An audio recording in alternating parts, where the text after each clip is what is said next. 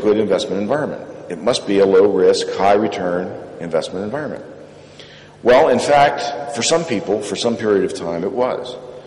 But how does that then coincide with these factors that I'm talking about on democratic governance and the facts that this enormous pressure that built up that finally erupted in Tahrir Square, obviously erupted first in Tunisia, symbolically, interestingly, by a street vendor who set himself on fire?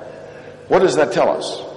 Well, what it tells a lot of people, and this is another factor that not just companies but others use as well, is the size of a country's informal sector or underground economy. And I would submit to you, countries with very high informal sectors and underground economies are inherently risky, and investors are going to want to see a much larger rate of return.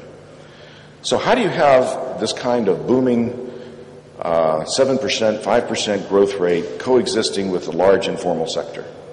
Well, one of the things I've discovered over the years of coming to Egypt has been, and this is true in many, many countries around the world, is that if you have a low-skilled workforce, high entry barriers to business, meaning that it's very difficult to register property, that it's very difficult to get a business license, and where credit ratings are available, but only for large companies, that in fact individuals don't have credit ratings, you're going to see a large informal sector. One of the greatest economic thinkers of our time is Douglass North, won the Nobel Prize in Economics for inventing something called the new institutional economics. And he sums up the history of economic growth in one sentence. Be patient, it's a long sentence, but it's only one sentence. The whole history of economic growth is going from personal transactions to impersonal transactions. And what does that mean? It means going from being able to only do business with people that you know and have ties to, whether they're family or some other form of ties, where you can ensure that your transaction is safe, to being able to go to business, do business with strangers. Now, our bankers here are able to do business in Egypt, but only with the large firms. The very small firms, and especially those in the informal sector, don't get that kind of cash flow. And here's one of the reasons that China is more unstable than people recognize. In China right now, there is a largely unregulated shadow economy financial market growing extraordinarily rapidly, so rapidly that the government has not been able to control it. Now, if the Chinese government can't control it, I would submit to you, very few others can as well. So these informal sectors are inherently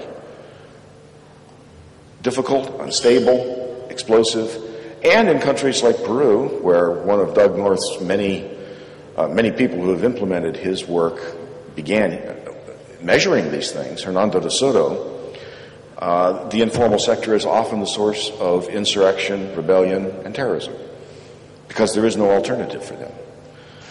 So, I'm crunching together a whole lot of information, a lot of thoughts very quickly, but the point here is that when a foreign direct investor looks at a booming, capital-intensive economy in what should be a labor-intensive economy, they ask why. And part of the reason, as I'm sure everyone here that's in business knows, is that the graduates of Egyptian high schools, like many others throughout the region, are not really able to carry out high-skilled employment. They need a lot of training before they can, which adds a lot of cost to putting in place labor-intensive industries. So you get capital-intensive industries when investment incentives are set up. Now, I think I'm going to condense down the rest of my talk. I'm just going to mention a couple of things about democratic governance that change these equations. One, and this has to do with the day-to-day system of decision-making.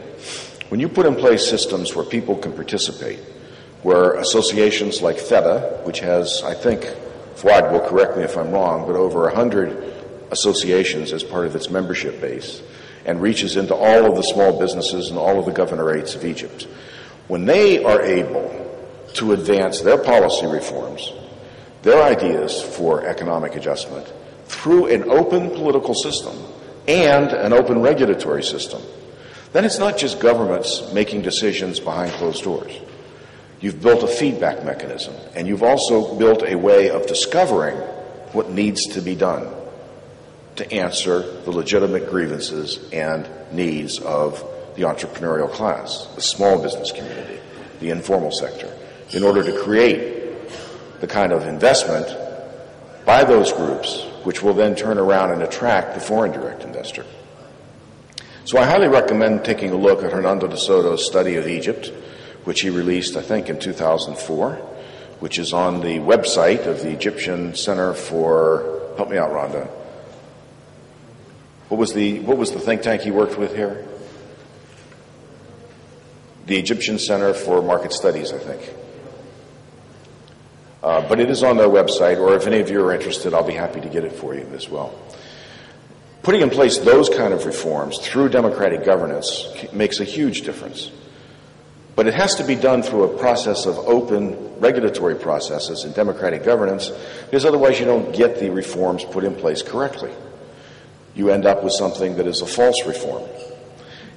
Let me stop by saying that another part of what Doug North put up as a key factor in judging a country as to its investment worthiness or any other economic measure is its ability to adapt to change. If you have institutions that are frozen, that can't really adapt, he called it adaptive efficiency. Economists, of course, like to think about allocative efficiency. The resources are allocated to their best use within a society, within an economy. Doug added to that the idea of adaptive efficiency, that you can adapt to change. Now, that's a trait that I hope my country, America, United States of America, has a lot of, because we are in some deep trouble, and I think you all realize that. But hopefully we'll be able to adapt, to put in place reforms that will drag us out of our own credit crunch and default problems. But for a country like Egypt, putting in place good, sound processes of democratic governance will affect, over the long term, your ability to attract and hold the interests of foreign investors as they see that property rights are protected, and intellectual property rights in particular are protected. A lot of investment hasn't come to Egypt because people are afraid, as are local inventors afraid, to bring things here that aren't fully protected because they can be lost really quickly.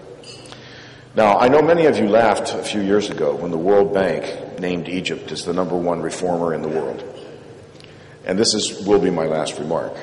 It was in their Doing Business report, where they rank, and I'm sure all of our panelists and the previous panels looks at these reports as well, where they rank a country in terms of its economic reforms. And Egypt was ranked #1 in terms of how many reforms it put into place, not in terms of overall performance. And then this happened. So how do you explain that? Well, you explain it very simply. What the World Bank report was rating was the law on paper. What Egyptians are living with is the law and the way it works, and the lack of enforcement. Enforcement is the third part of the triangle of democratic governance. Decision-making, leadership selection, but also enforcement. And that takes both a functioning bureaucracy, but also a stable legal regime which has some degree of independence. So those are just some thoughts from a quick survey of what investors around the world think about these things, and I hope it's been helpful. Thank you.